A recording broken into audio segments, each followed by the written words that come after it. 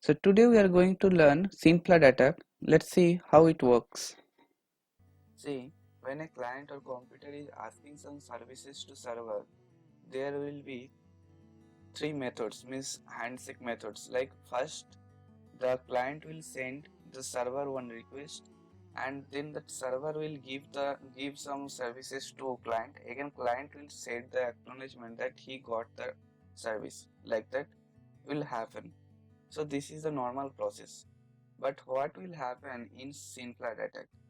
So in SceneFlood attacks, the attacker will send some request to the target, means to the server, with some spoofed addresses. After these packets will reach to the server will be not able to send the packets back to the attacker.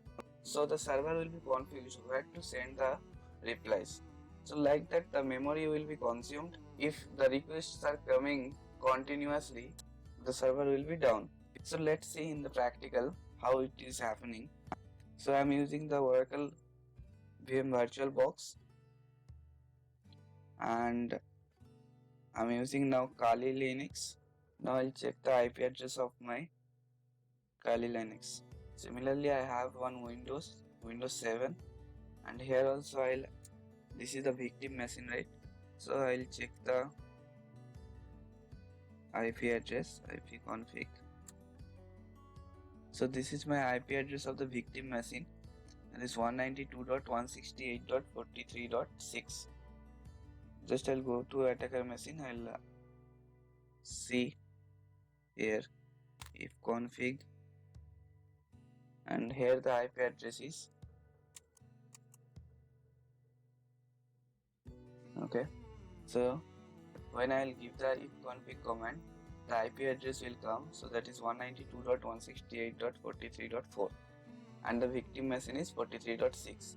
Now I'll check either this attacker machine can communicate with victim machine or not. So here I am going to check by ping 192.168.43.6. So I'm getting the replies back, so I'm able to connect with the victim machine. Now what to do? Now before starting attack, I'll show you something. See, I'll go to keyboard and task manager. See the CPU uses here. It's only 3%, 2%, 1% like that, right? So after I'll attack on this machine, this will increase. Okay. So let's see the victim ports, which are open ports in the victim machine. To see that we have command nmap 192.168.43.6, the victim IP address. Now it will take some time to search the open ports. So now it came out. So these are open ports available in the victim machine by which we can launch the attack.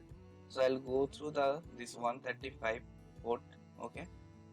Now to create a Metasploit, we have to run one service, that is service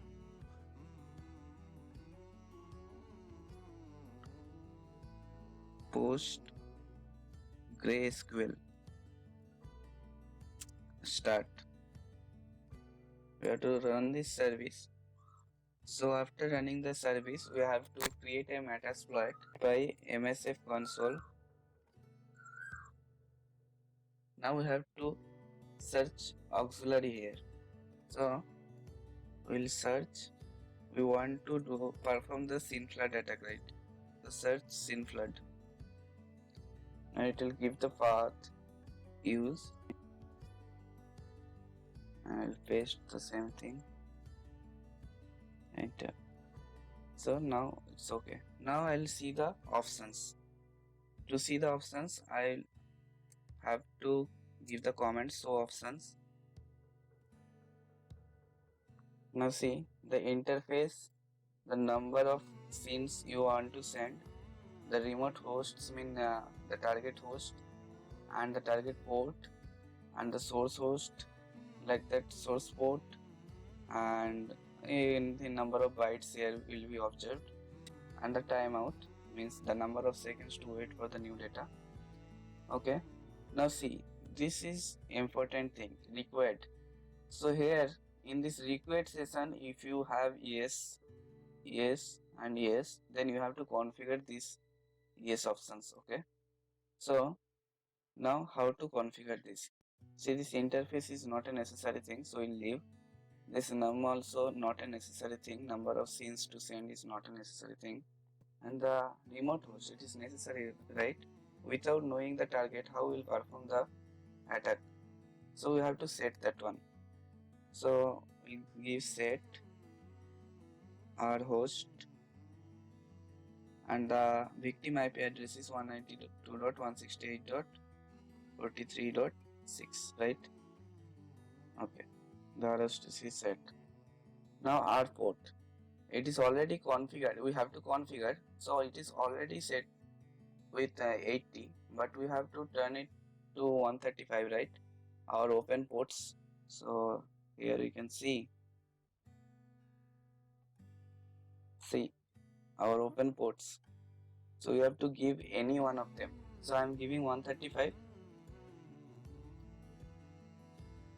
So set shost 135. Okay, the next one is already configured. Okay, so no need to configure again. And now I'll try to exploit.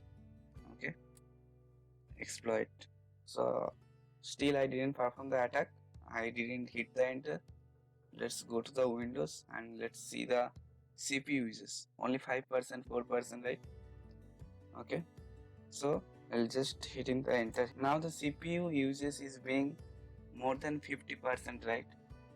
So like that, number of scene floods will come, means one time it will go to 100%, and it will be not able to reply the real users also. So the server down problem will be there, and our attack will be successful.